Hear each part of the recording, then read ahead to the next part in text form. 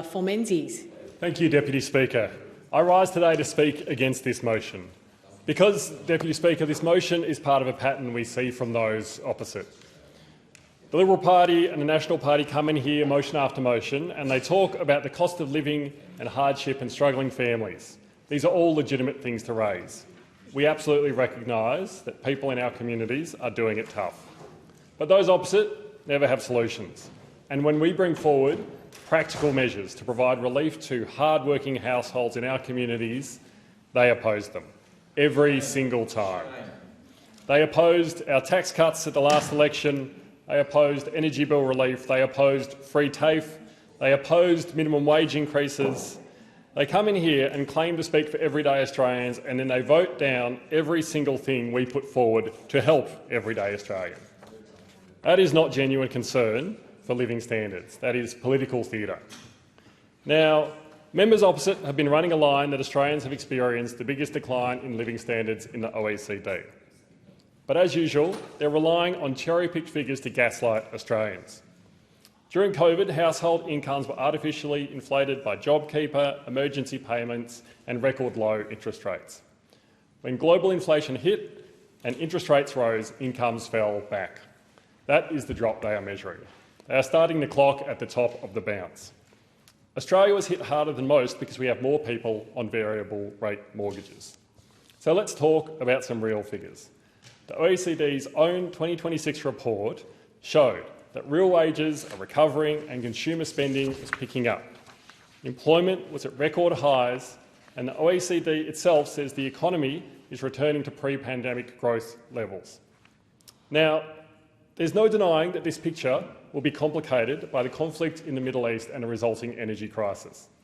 But just as we did with the previous international inflation challenges, we'll continue to manage the economy responsibly while we support people through the difficult times. And as importantly, we'll do so ensuring we have an economy that works for people and not the other way around.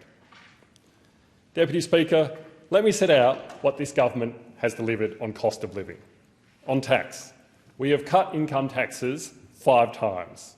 There'll be a further income tax coming at the end of this financial year, another income tax coming at the end of the next financial year.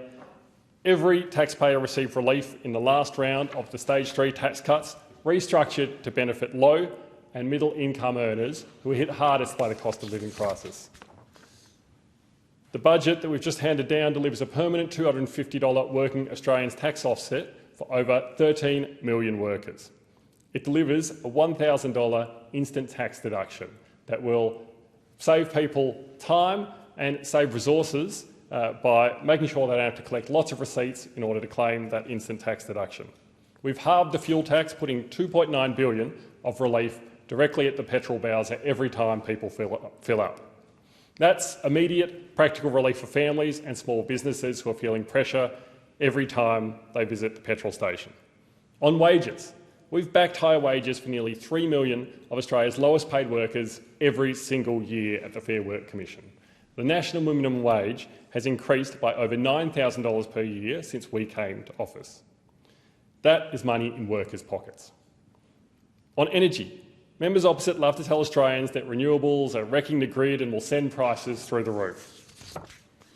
In the December quarter of 2025, renewables comprise more than half of energy supply, driving down wholesale electricity prices by nearly half. Coal-fired generation fell to an all-time quarterly low.